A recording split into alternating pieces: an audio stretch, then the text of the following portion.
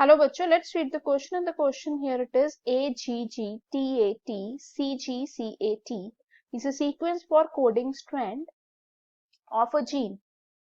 What will be the corresponding sequence of a transcribed mRNA? That is here the options are given AGGUAU, CGCAU, UGGTUT, CGCAT, ACCUAU, GCGAU, UCCAUA, GCGUA. सो अगर हम यहाँ पर discuss कर लेते हैं student की concept, तो मैं आपको एक्सप्लेन करती हूँ। जो हमारा होता है डीएनए मॉलिक्यूल, ठीक है, जो डीएनए मॉलिक्यूल है हमारा, it is made up of two strands. ठीक है, इसमें क्या होते हैं, टू स्ट्रैंड्स होते हैं। ठीक है, एक जो होता है that it could B template strand, एक होता है टेम्पलेट और उसको हम नॉन कोडिंग स्ट्रैंड कह देते हैं और बोल देते हैं non coding strand.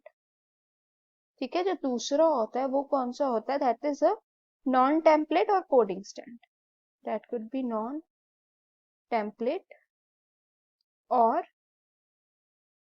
Coding strand. अब अगर हम यहाँ पे देखें, जो कोडिंग स्ट्रैंड होता है, कोडिंग स्ट्रैंड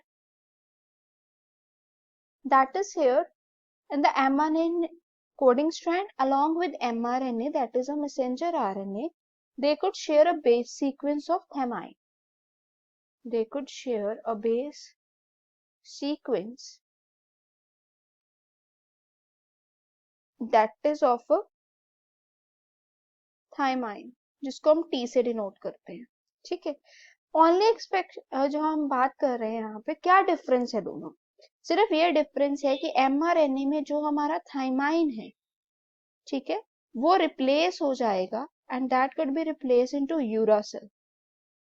ठीक है, तो अगर मैं यहाँ पे आपको लिख के बताती हूँ सीक्वेंस, ठीक है, हमारे पास जो गिवन सीक्वेंस है that it could be a adenine, guanine, guanine, thymine, adenine, thymine, cytosine, guanine, then again cytosine, adenine, thymine. Right, so यहाँ पर क्या आएगा, ए के ऑपोजिट तो ए ही है, जी के साथ जी ही रहेगा, टी की जगह पे क्या आ जाएगा, यू। ठीक है, यहाँ पे भी थायमाइन की जगह uracil, C, G, C, A and U.